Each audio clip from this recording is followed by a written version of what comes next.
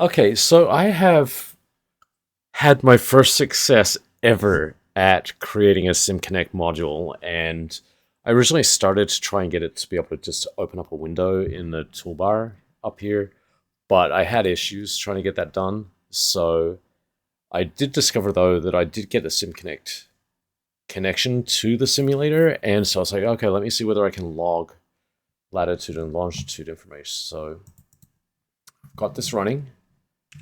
Do this up to the left-hand side. This on this side. So that's logging. So we've got latitude, longitude, and altitude. And so let's just go for a flight here. What did I do? Hit that. So I'll hit F4. Let me get the mouse out of the way. So this is logging the information, and so I've got this, and now that's cataloging to a Google Earth KML file.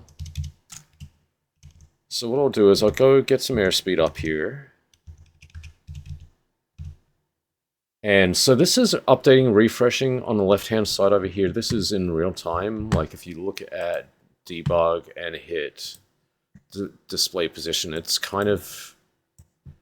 I've got it set to refresh at the same rate as the frame rate, which right now is locked to 30 frames per second.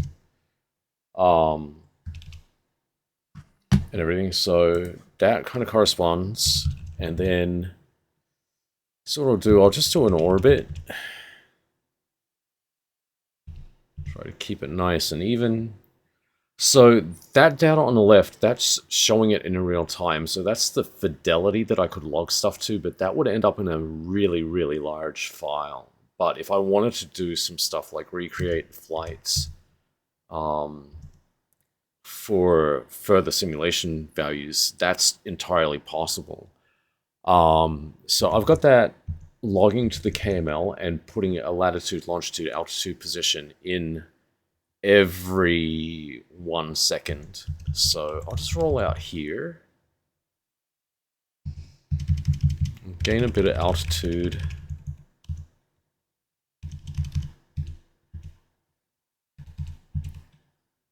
Yeah, feels like the plane is heavy. Level off here. Alright, let me see if I can lose a little bit of altitude, trying to gain a bit of speed up. Bank around to the left. Do some kind of... I should have been flying the extra 300 actually. It'd probably give me a lot better stuff. 500. Try and do this.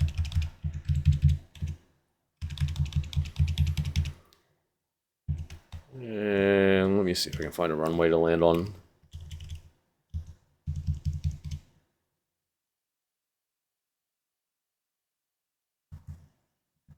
Come back around here. Watch our airspeed, try to let it bleed off. Try and come and line up with this runway here. We're at Edwards Air Force Base. It's late at night. It's like 4:15 in the morning. I have been having so much fun programming lately. Between Grok and Manus. Although I don't really want to... I don't really trust Manus right now because it is Chinese. But I'm more inclined to use Grok. Grok is really awesome for programming. It stepped me through, not perfectly, but stepped me through getting stuff into Flight Simulator. And I've got SimConnect working now. I don't know how to call the SimConnect module properly. I will figure that out later. So what I had to do is I had to drop it into the folder that I was running the program from.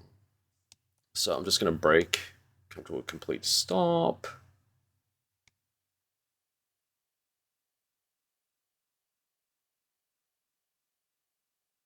Okay, You'll notice while the engine's running, the aircraft is bouncing up and down quite a fair bit. So I'll shut off the engine.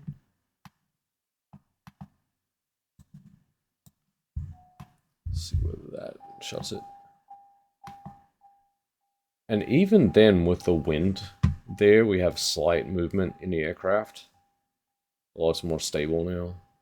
So yeah, you get these micro movements. Anyway, so I'll hit Control C on the logger. And as you can see, it's created a KML path file. Now that's 385 kilobytes for what we had, so I'll drop that into here. Let me just quit that. It's programming. So now, why is the pitch like that? So yeah, we have, how do I set this to north? There we go. And we come over here. And we can zoom in. And that's our flight path. So we took off, did that.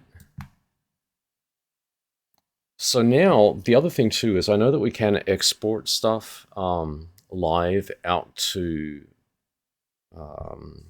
ForeFlight. And one of the things I've always wanted to be able to do is send stuff out via an MEA format to like GPS devices and everything. So this I'm actually kind of stoked about because it's like you can actually see and log your actual flight path and be able to bring that into Google Earth or any other GIS software actually, because it's just latitude, longitude, altitude. Now I want to see if I can put bank angle in it as well. So this has got flight path. If I go, what does that have? Elevation. Oh, that's interesting. So you have an elevation profile too. So you can, oh, hey, check that out.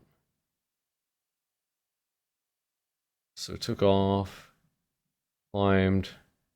Hey, that wasn't too bad of a turn either. Nice and quite even. So we got that and be able to put that down there. So what else can we do with the properties here? So it shows that seems to be logging every update actually. So that's quite a lot of data. So that's interesting. Measurements. Oh, that tells us how many miles we traveled. Way cool. Sorry, I'm on a journey to discovery with this at the same time. But this can also be used for replay and stuff later. I know that there's already some plugins that have existed for years for this, but yeah. Can I change the flight path properties? I want to change the color. Let's make it, how about dark? How about blue? Okay. So yeah. Not so sure about that color, but anyway, that's my first SimConnect module, and I'm pretty stoked about it. And things that I have wanted to do in Flight Simulator for decades. I've wanted to do this stuff, and I never had the programming knowledge to be able to do it, but now with stuff like Grok, it can easily do this stuff, and there's much more that I can do. With this, I want to see if I can do the reverse. I want to see whether I can get a path that I can record in the simulator and then play that back to not so much for aircraft, but for objects, and or even if I can draw a path in Google Earth, like I go here, do like a, or actually draw it around like that. and then it animate an object around. Now, the reason why I'm thinking this is if I can place an object in the simulator, I may be able to start inserting stuff in real time. And if I can do that, there's some cool stuff I've got up my sleeve that I have thought about for the longest time. And Say Intentions is kind of been doing a lot of the stuff that I've dreamed of over many, many years. So I am pretty stoked right now. Yeah, very, very cool. Very, very cool. So.